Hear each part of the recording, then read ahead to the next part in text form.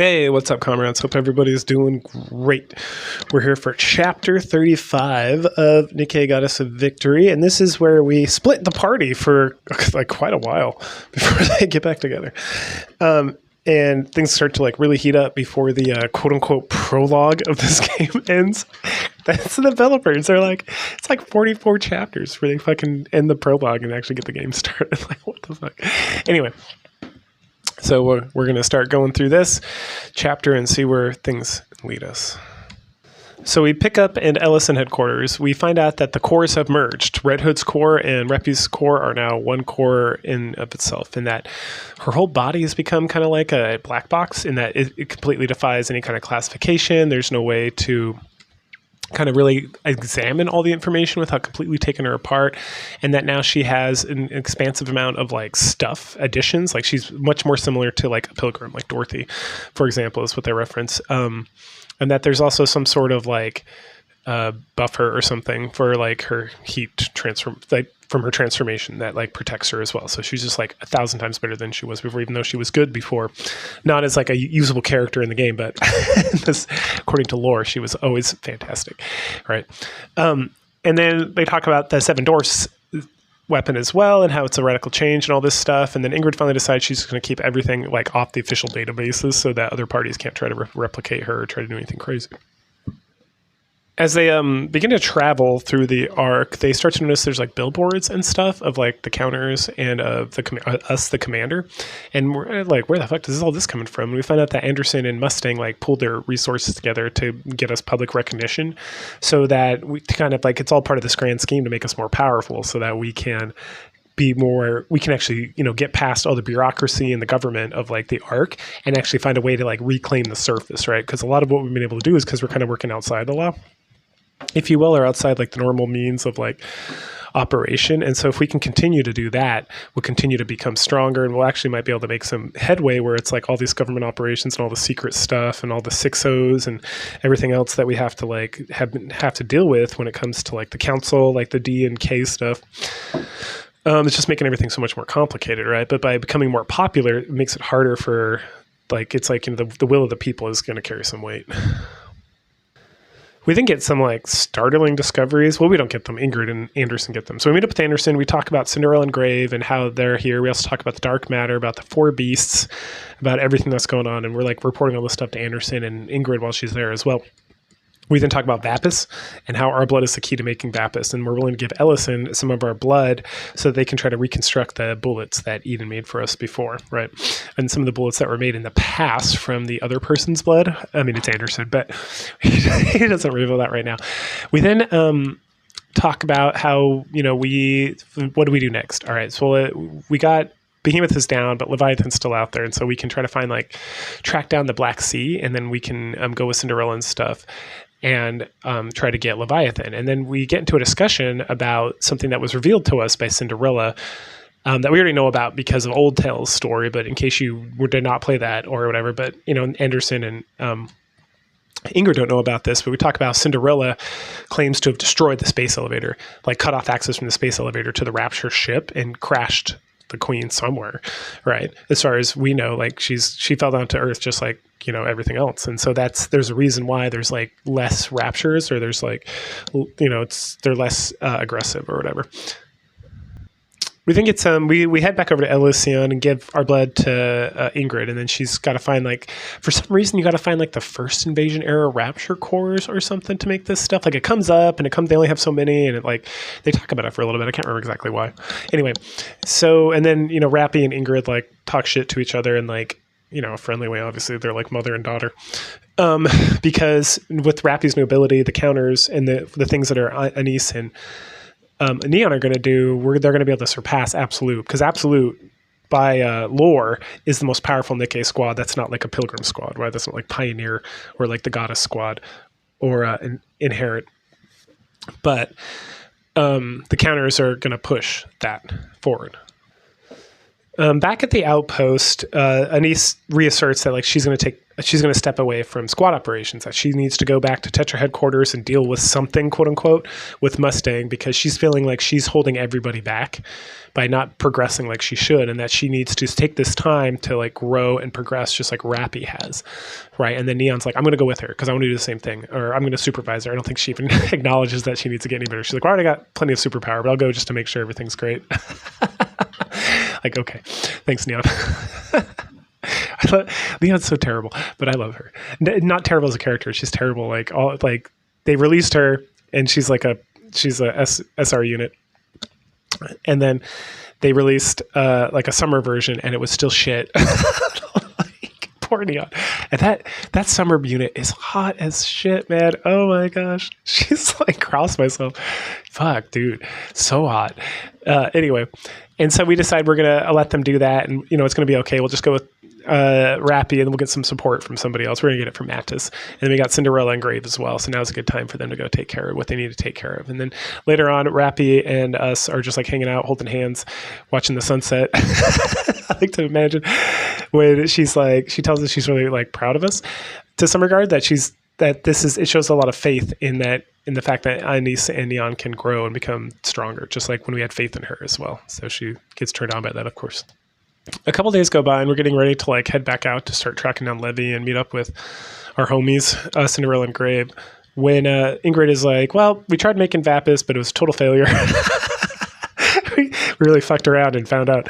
So we're going to, but don't worry, we'll get a single bullet. We should be able to get a single bullet going soon-ish. But, or did they give us a single bullet? I can't remember. Anyway, and then we talk about Neon being a spy, and that she's really come around to it. We're like, oh yeah, she's like apologizes, essentially being like, oh, I sent a spy, just want to make sure you're doing okay. And we're like, oh yeah, we knew that from like day one. And she's like, oh, Jesus Christ. And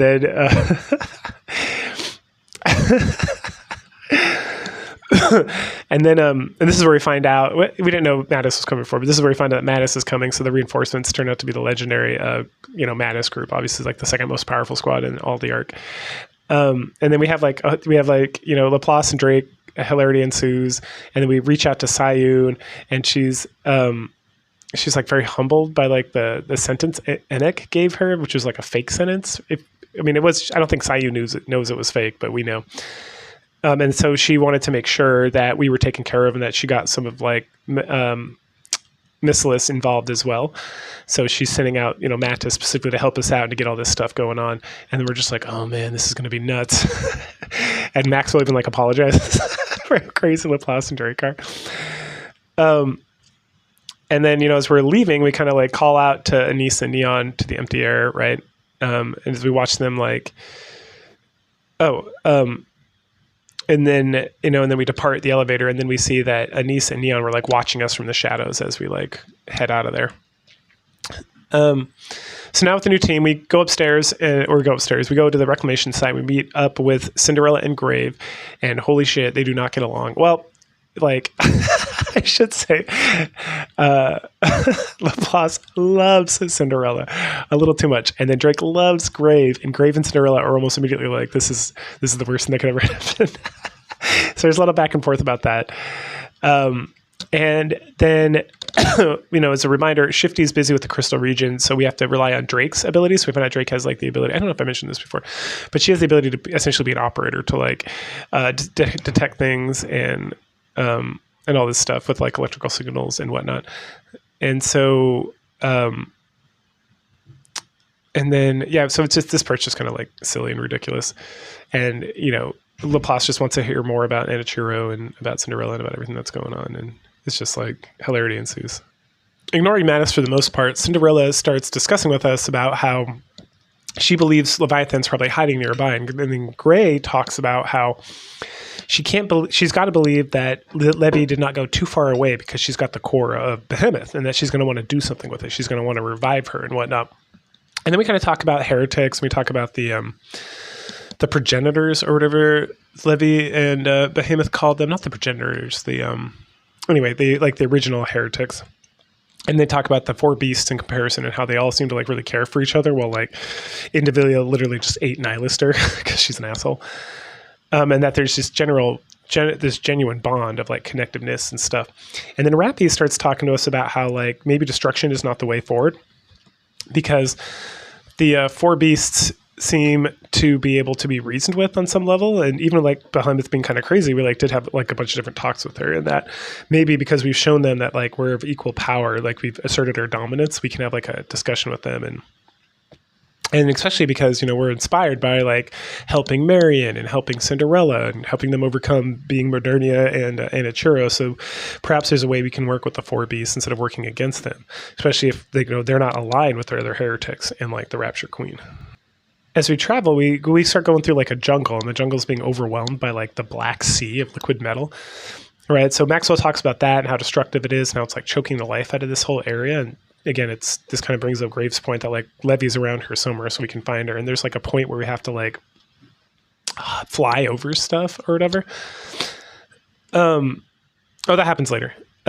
Sorry. So, and then all of a sudden we kind of notice that Cinderella is acting very quiet and kind of aloof. So we start chatting with her about it, and she brings up Siren, Little Mermaid, right, from Old Tales, and how she feels like her presence here. And this kind of goes back to the previous story when she was talking to Leviathan about like the the Black Sea, the dark matter, right? How it's very similar to Siren's like bubbles and her like metal abilities and all that stuff, her like liquid metal bubbles.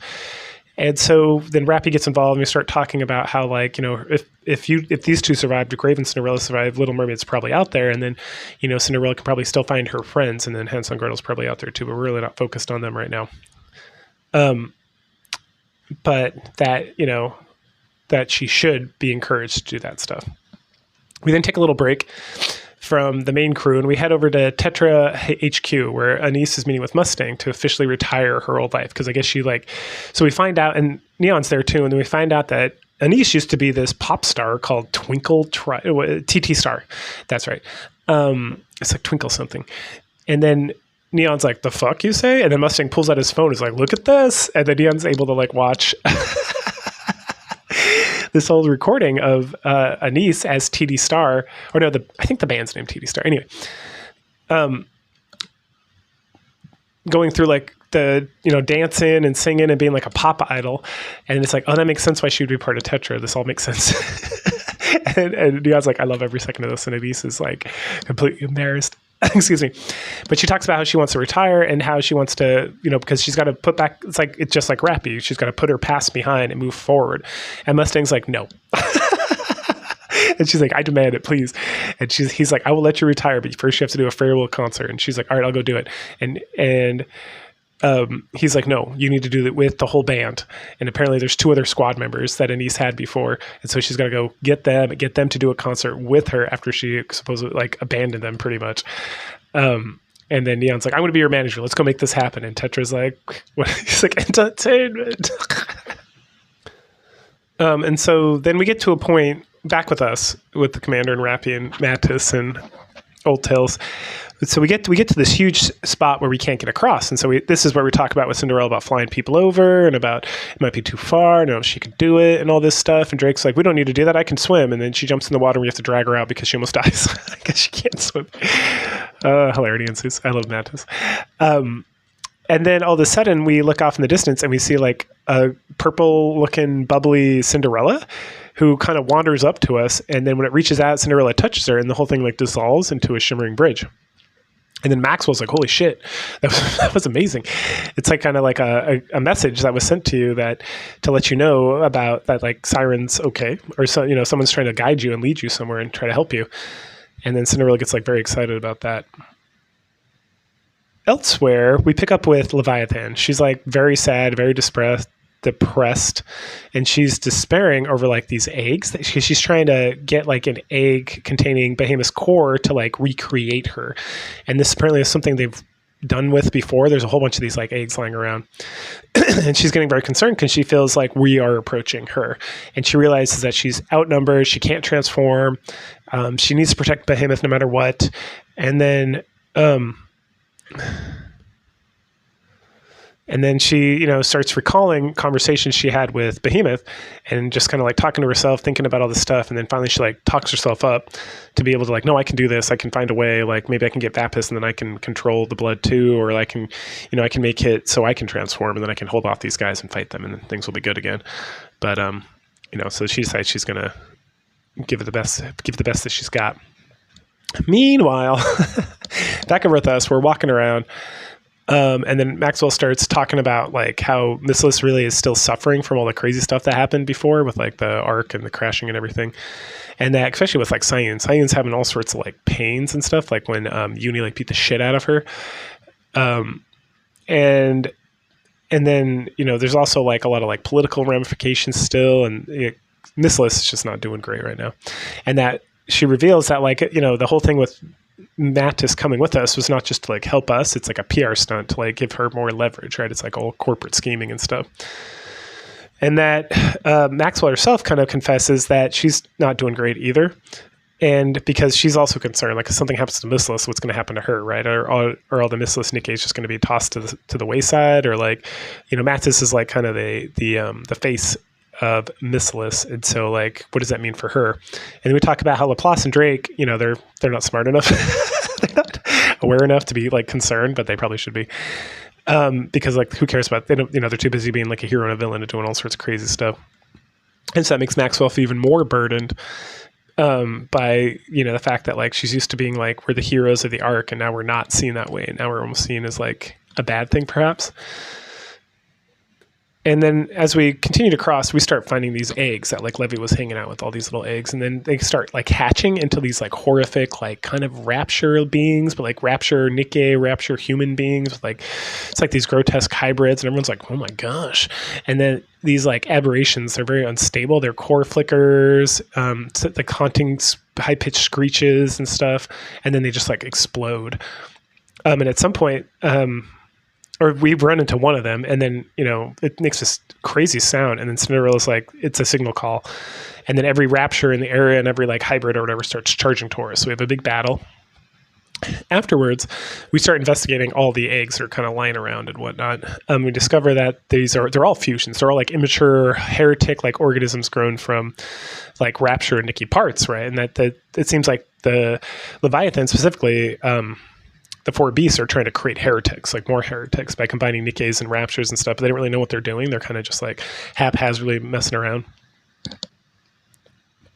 And that Maxwell does some investigation and discovers that though they lack like the heads of Nikkes, that everything else is like mismatched limbs and sensory organs and everything, that they're trying to grow these hybrids. And that the dark matter is acting as kind of like a feeding tube, right? It's like this nutrient rich goo that is being used for these eggs and kind of incubating them to try to create new things. And that these abominations, these like fusions, they're all programmed to emit high level like calling signals. And then they're like, oh, Leviathan is like setting up like a nest, and that they're probably calling out to her, so she probably realizes that they're around here. And then at this point, we like order all the Nikkes to like capture Leviathan alive. That we want to make sure, we want to talk to her. We don't want to just kill her, and that we want to make sure that we can have a conversation with her. So we continue to track down Leviathan, and then we talk more about what's going on, about what this creation process, like is this how the Raptures have been making Nikkes all along? Is what the Queen was doing. And then Cinderella gets like very disgusted by these like fusion things, these like heretic thingies. And then we're like, we talk about that, and we find out that it's not even because they're grotesque or they're monsters, because Cinderella doesn't really care about that necessarily, because what she finds beautiful is like nobleness and stuff. But what she's really disgusted by is how Leviathan has been treating them with like neglect, and this whole thing is just like a haphazard design. Like she's created these like abominations that are like in pain almost, and having like a very bad time. And then we get into like some philosophical discussion. Like Maxwell starts talking about what if like the creation of like whoever is evil, but then treats their creations with like devotion and stuff, and how is that, how is that, like, is there a push and pull between like the creator and the created and all that stuff? And then Laplace like breaks in because she's Laplace and declaring that evil must be punished no matter what. And asserts that if Maxwell or Drake ever crossed the line, that she would personally terminate them and do what she needs to do. And then, we having a conversation like that, we then be like, hey, Rappy, would you stop us if we became evil? And then Rappy's like, you'll never be evil. I don't even want to think about it. And we're like, okay, sounds good. And finally, Leviathan like rolls up, unleashing like a huge tidal wave like she's done in the past, right, from both sides. And so Laplace is like, don't worry about it. And so she pulls a fucking Laplace and just steps out with her like super cannon and like blasts a hole in it. And then she's like holding it off a little bit, and then she's not able to do it completely. And so Drake's like, I got this. And so then they combine their forces to some giant, like, they call it like the Mattis Buster or whatever. And it just completely vaporizes one side of the wave and it's like, holy shit. And then Cinderella's like, wow, that was beautiful. And then, but it's, it's coming from the other direction as well. And so Rappy has to turn around and strike it with her like big drill power or whatever. And then she kind of pinpoints that the whole point of the wave, that it wasn't that strong because it wasn't there to like kill them or wipe them out. It was there to get us so she could get more blood, right? Which is what she was thinking about when she was doing the whole behemoth thing. And so then we were able to find Leviathan and blast her out of her little hiding spot, like out of the water. And now that she's surrounded by everybody and doesn't have any pools or puddles to dive in, she has no choice but to like parlay with us. And so we're all standing around her, and as she's like, fine, kill me, do what you got to do what you must, or whatever. And we're like, no, we don't want to kill you. We want to have a discussion. And she's like, what? And that wraps up chapter 35. So go ahead, like, share, subscribe, comment, and we'll find out where this goes in a couple weeks. Talk to you later. Bye.